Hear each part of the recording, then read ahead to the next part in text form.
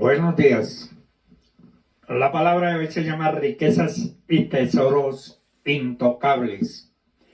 Jesucristo era un hombre muy dispuesto. Su amor por las personas lo impulsaba a ayudarlas y nunca perdió el espíritu evangelizador, gracias a que fue fiel a Jehová mientras estuvo aquí en la tierra. Vino a ser responsable de la salvación eterna para todos los que le obedecen. Además, por cuanto él mismo ha sufrido al ser puesto a prueba, puede ir en socorro de los que estamos siendo puestos a prueba. En Juan 12:49 dice: no he hablado de mi propio impulso, sino que el Padre mismo me ha dado mandamiento en cuanto a qué he de decir y qué he de hablar. Jesús también puso en práctica con sus discípulos lo que había aprendido en el cielo.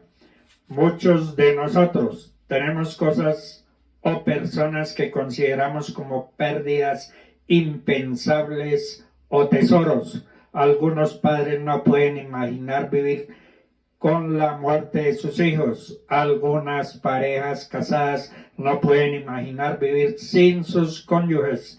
Algunos ancianos no pueden imaginar sus vidas sin sus casas. Algunos jóvenes no pueden imaginar vivir sin sus amigos.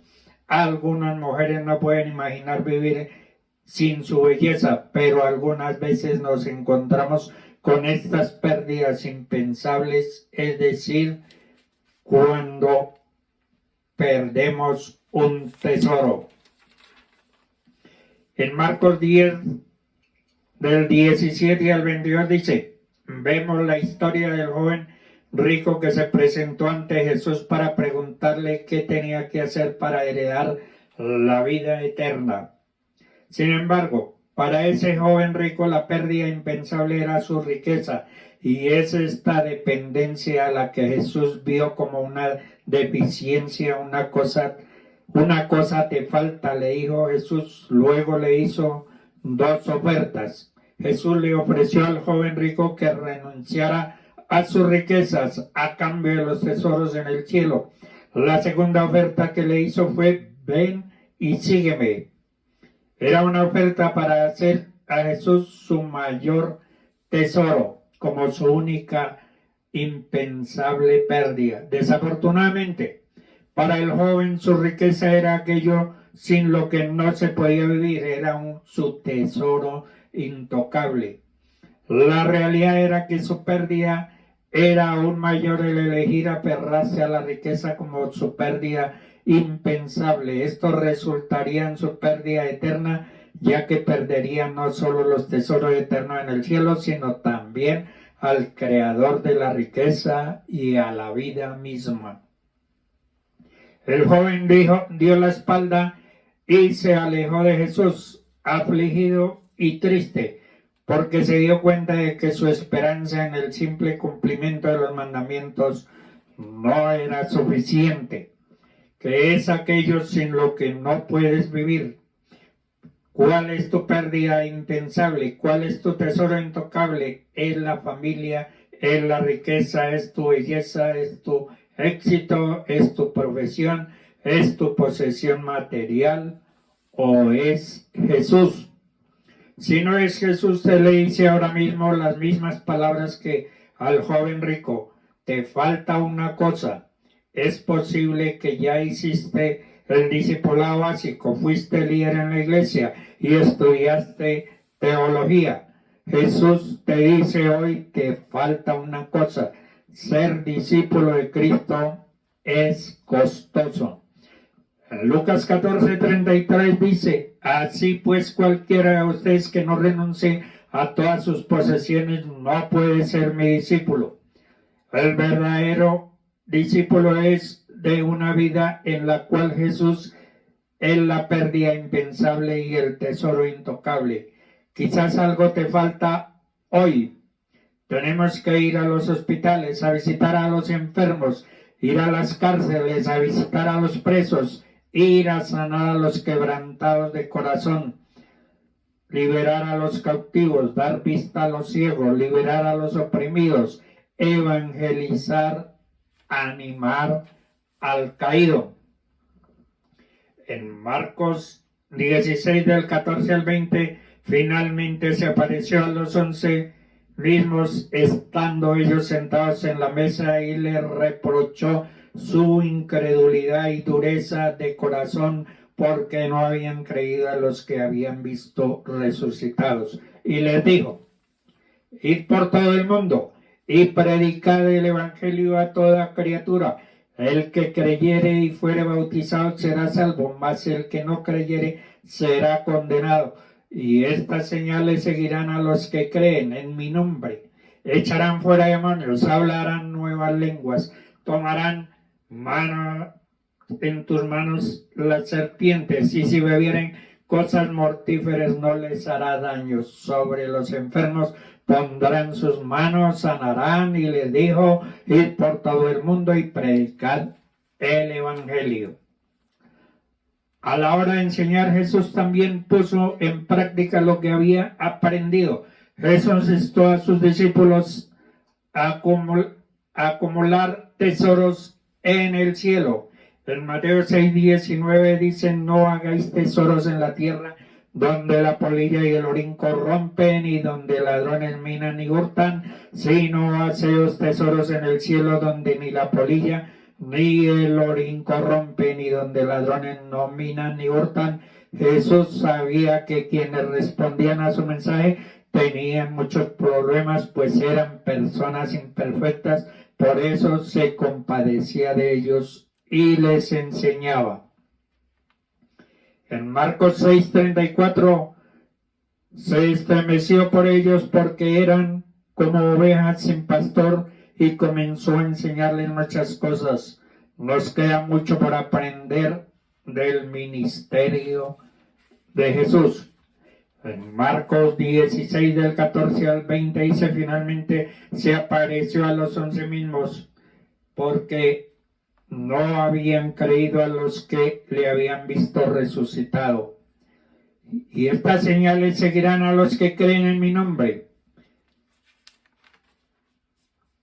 Antes de su ascensión, el Señor Jesucristo mandó a sus discípulos que fueran por todo el mundo predicando el evangelio a toda criatura, haciendo discípulos de todas las naciones, y detalló cuál había de ser la hoja de ruta que deberían seguir sus discípulos. En Hechos 1:8 dice: pero recibiréis poder cuando haya venido sobre vosotros el Espíritu Santo, y me seréis testigos en Judea, en Samaria y hasta lo último de la tierra. El Señor enfatizó en repetidas ocasiones que el evangelio debía ser predicado hasta el último rincón de este mundo. Sabemos por experiencia que es fácil perder esta visión misionera. Con facilidad podemos llegar a estar tan ocupados en tantas actividades dentro de la propia iglesia que olvidamos nuestra responsabilidad con los perdidos que están afuera. Una iglesia que se limita a mirar hacia adentro ha perdido su razón de ser en este mundo tan perdido. La mayoría de nosotros no podemos ir al otro extremo del mundo a predicar, pero siempre tendremos oportunidades a nuestro alrededor que debemos aprovechar, como ir a los hospitales y orar por los enfermos. En el Nuevo Testamento hay un cambio radical en cuanto a la misión de la iglesia en el mundo. A los cristianos se nos manda expresamente que vayamos a las naciones a predicarles el evangelio. El Señor Jesucristo fue el primer misionero.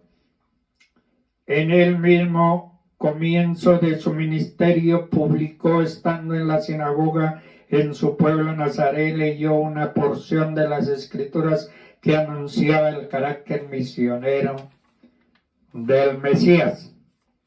En Lucas 4:18 al 21 dice: el Espíritu del Señor está sobre mí, por cuanto me ha ungido para dar las buenas nuevas a los pobres, para sanar a los quebrantados de corazón, para liberar a los cautivos, para dar vista a los ciegos y para pregonar el año agradable del Señor. Y les dijo a los de la sinagoga: hoy se ha cumplido esta escritura delante de vosotros. A partir de ese momento encontramos a Jesús llevando el mensaje del reino de Dios a todas partes, incluyendo varios viajes por países limítrofes con Israel. A partir de la ascensión de Jesús, sus discípulos continuaron con esta labor misionera que había emprendido el Señor. Las últimas instrucciones que el Señor Jesucristo dio a sus discípulos antes de ascender al cielo fueron que debían quedarse en Jerusalén hasta que recibiesen el Espíritu Santo y que solo después debían ser testigos suyos hasta lo último de la tierra. El mandamiento fue dado a los discípulos que habían estado con Jesús y habían sido testigos de su muerte y resurrección, y que los constituirían testigos fidedignos de los verdaderos que anunciaban. Este mandamiento no se limitaba exclusivamente a los apóstoles, sino a cualquier discípulo de Jesús que previamente haya llegado a tener una relación personal con él, identificándonos con su muerte en la cruz y viviendo la realidad de una nueva vida por el poder de su resurrección. Él ha decidido enviar a sus seguidores a ser discípulos a todas las naciones. Dios nos llama a través de sus redimidos. Por tanto, el aceptar o rechazar a un predicador del Evangelio implica necesariamente aceptar o rechazar a Dios mismo. En Lucas 10 al 16 dice: el que a vosotros oye, a mí me oye; el que a vosotros desecha, a mí me desecha; el que me desecha a mí, desecha al que me envió. Pablo expresaba su asombro cuando escribió a los tesalonicenses. Les dijo: fuimos aprobados por Dios para que se nos confiase el Evangelio. El Evangelio de Dios es el único medio para salvar eternamente al pecador. Ha sido confiado solo al pueblo de Dios. Es un privilegio ser portadores de esta bendición. Y especial de Dios para todas las naciones. Dios ha capacitado a algunos creyentes con un don especial para la comunicación del Evangelio y la formación de nuevas iglesias. En Efesios 4:11 dice: y él mismo constituyó a unos apóstoles, a otros profetas, a otros evangelistas, a otros pastores y maestros. Dios quiere utilizarnos. Predicar el Evangelio es un privilegio. El que gana almas es sabio. ¿Qué puede ser más sabio que bendecir a nuestros semejantes? Tenemos que arrebatar las almas del infierno y de la esclavitud de Satanás. Filipenses 2 del 6 al 8 dice: el cual, siendo en forma de Dios, no estimó ser igual a Dios como cosa a que aferrarse, sino que se despojó a sí mismo, tomando forma de siervo, hecho semejante a los hombres, y estando en la condición de hombre. Se humilló a sí mismo, haciéndose obediente hasta la muerte de cruz. Cuando Cristo vino al mundo, lo hizo en reconocimiento de la autoridad del Padre que le enviaba, y de la misma forma para que nosotros llevemos a cabo correctamente la misión encontrada, tendremos que someternos a la autoridad de Cristo.